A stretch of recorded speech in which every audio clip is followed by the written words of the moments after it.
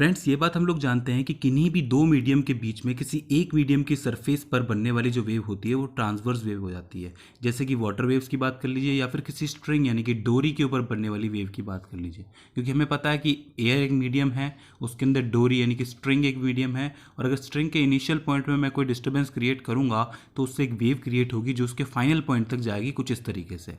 तो इसका मतलब ये एक ट्रांसवर्स वेव है।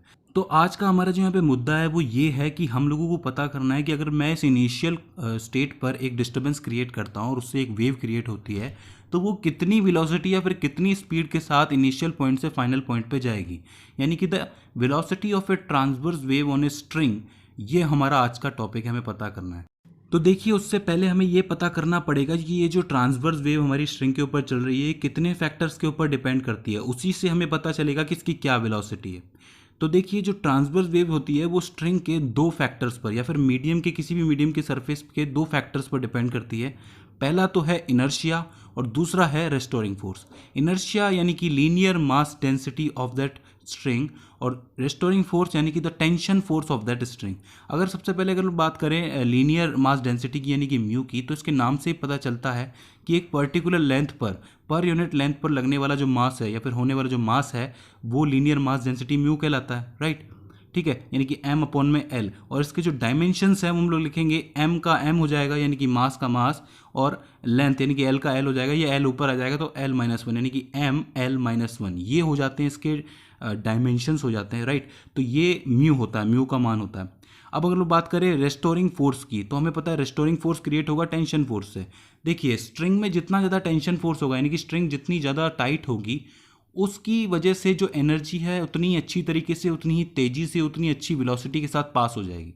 लेकिन अगर स्ट्रिंग लूज़ हुई तो वहाँ पर जो एनर्जी है उसको पास होने में थोड़ी प्रॉब्लम होगी, यानी कि लूज स्ट्रिंग्स में क्या होता है कि जो एनर्जी है वो थोड़ी कम पास होगी, जिसकी वजह से जो हमारी वेव है वो थोड़ा कम दूरी पर जाकर के रुक जाएगी, ठीक है। लेकिन वहीं अगर टाइट होगी तो चलती रहेगी वेव, टकरा के वापस भी आ जाए, राइट। तो वहाँ पे एनर्जी जो है वो ज़्यादा ट्रांसफ़र होती है, ठीक है। तो फोर्स का जो डायमेंशन होता है वो क्या होता है, देखिए हमें पता है फोर्स इज इक्वल्स टू में एम ए होता है यानी कि mass multiply by acceleration, Newton second law. Mass पर जो एक्सेलरेशन होता है हमारा उसको हम लिखते हैं वेलोसिटी अपॉन में टाइम, राइट। और इस वेलोसिटी को हम लोग लिखेंगे डिस्टेंस अपॉन में टाइम, यानी कि टाइम से टाइम मल्टीप्लाई हो गया तो ये टाइम का स्क्वायर हो जाएगा, यानी कि एक्सेलरेशन को हम लोग लिख सकते हैं डिस्टेंस अपॉन में टाइम का स्क्वायर।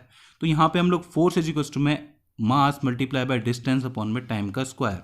तो मास का जो एम हो ही जाएगा, डिस्टेंस का एल हो जाएगा, और टी का कैपिटल टी रहेगा तो टी ऊपर आ जाएगा तो -2। तो ये हो जाएंगी हमारी फोर्स की डायमेंशंस। अब इन्हीं दोनों डायमेंशंस को थोड़ा सा आप कंपेयर करेंगे तो आप लिखेंगे फोर्स अपॉन में ये लीनियर मास डेंसिटी म्यू, ठीक है। तो यहाँ पर जब आप इसको रखेंगे तो यहाँ पे जो हमारा m है, m से m जो कैंसिल आउट हो जाएगा, ये माइनस का l ऊपर जाएगा तो प्लस का हो जाएगा, तो L2 t माइनस का 2, यानी कि ये वो डायमेंशन है जिसकी वजह से जो वेलोसिटी है इससे हमें वेलोसिटी कैलकुलेट करने को मिलेगी। यानी कि यहाँ पे देखिए, यहाँ पे +2 है, यहाँ पे -2 है, तो आप लोग लिखेंगे वेलोसिटी इज इक्वल्स टू में यहाँ पर फोर्स जो रेस्टोरिंग फोर्स है अपॉन में लीनियर मास डेंसिटी का अंडर रूट। मतलब समझिए इसको एक बार मैं फिर से आपको बताता हूँ। लीनियर मास डेंसिटी यानी कि इस स्ट्रिंग के पर्टिकुलर लेंथ पर होने वाला मास लीनियर मास डेंसिटी है, राइट, ठीक है। और यहाँ पे टेंशन फोर्स यानी कि जो फोर्स मैंने लिखा हुआ है यानी कि पर्टिकुलर लीनियर मास डेंसिटी के ऊपर लगने वाला टेंशन फोर्स आपको बताएगा कि कितनी वेलोसिटी से मेरी स्ट्रिंग आगे बढ़ेगी। एक बार फिर से मैं आपको सिंप्लीफाई करता हूँ। ये हमारी स्ट्रिंग है, स्ट्रिंग के ऊपर इस पर्टिकुलर लेंथ पे लगने वाला यानी होने वाला जो मास है, यानी कि जो मास है उस पर्टिकुलर लेंथ का, वो लीनियर मास डेंसिटी हो गया, राइट। वो तो लीनियर मास डेंसिटी है। अब इसी लीनियर मास डेंसिटी पे लगने वाला जो टेंशन फोर्स है यानी per unit linear mass density पे लगने वाला टेंशन फोर्स, इसको F लिख लीजिए या फिर T लिख लीजिए, कोई फर्क नहीं पड़ता, वो उसकी वेलोसिटी को बताएगा। यानी कि V इज इक्वल्स टू में अंडर रूट में T अपॉन में म्यू। इसी को समझाने के लिए हमारी बुक के अंदर एक एग्जांपल दे रखा है छोटा सा, जिसके अंदर एक वायर है जिसकी जो लेंथ है वो 0.72 मीटर है, राइट। और उसका जो मास दे रखा है वो यानी कि पर यूनिट मास है वो 5 × 10⁻³ kg दे रखा है, ठीक है। और उस वायर को इस तरीके से बांधा गया है कि उसके ऊपर लगने वाला जो टेंशन फोर्स है वो 60 न्यूटन का है। तो अगर मैं इस वायर के एक पॉइंट पर डिस्टर्बेंस क्रिएट करूँ यानी वेव क्रिएट करूँ, तो मुझे पता ये करना है कि वो वेव कितनी वेलोसिटी के साथ इस इनिशियल पॉइंट से फाइनल पॉइंट पर जाएगी, राइट। तो मैंने क्या कहा कि पहले लीनियर मास डेंसिटी निकालनी पड़ेगी, और लीनियर मास डेंसिटी क्या होती है, पर यूनिट लेंथ पर लगने वाला मास, यानी कि म्यू इज इक्वल्स टू में एम अपॉन में एल। तो वैल्यू रखोगे 5 मल्टीप्लाई बाय 10⁻³ kg अपॉन में 0.72 मीटर, राइट। इसको सॉल्व करोगे तो म्यू की वैल्यू निकल के आएगी 6.9 मल्टीप्लाई बाय 10⁻³ kg मीटर की पावर -3, राइट। तो यानी कि ये वो लीनियर मास डेंसिटी है जो पर्टिकुलर लेंथ पे लगेगी इस वायर की, ठीक है। अब मुझे पता करना है उस वेलोसिटी को, तो वेलोसिटी का हमें पता है कि पर्टिकुलर लीनियर मास डेंसिटी पे लगने वाला टेंशन फोर्स का अंडर रूट, तो v इक्वल्स टू में अंडर रूट में t अपॉन में म्यू होता है। t का वैल्यू दे रखा है 60 न्यूटन, और म्यू का वैल्यू हमने निकाल लिया 6.9 मल्टीप्लाई बाय 10⁻³ kg मीटर की पावर -3।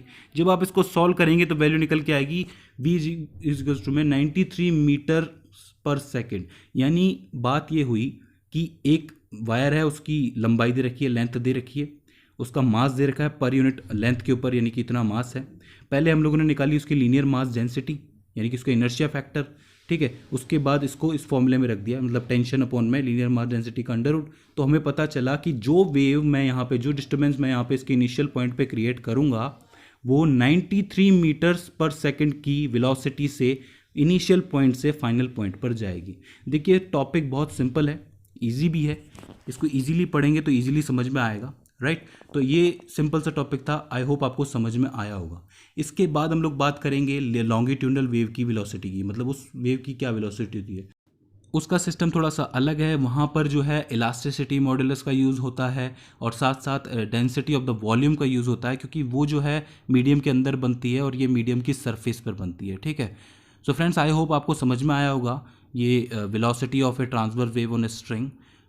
इसके बाद भी अगर आपको कोई क्वेरी रहती है, कोई प्रॉब्लम रहती है, तो प्लीज़ हमें कमेंट सेक्शन के ज़रिए बताइए, या फिर हमसे कोई गलती हो जाती है तो प्लीज़ बताइए। सो फ्रेंड्स, आज की इस वीडियो में बस इतना ही। See you in the next one.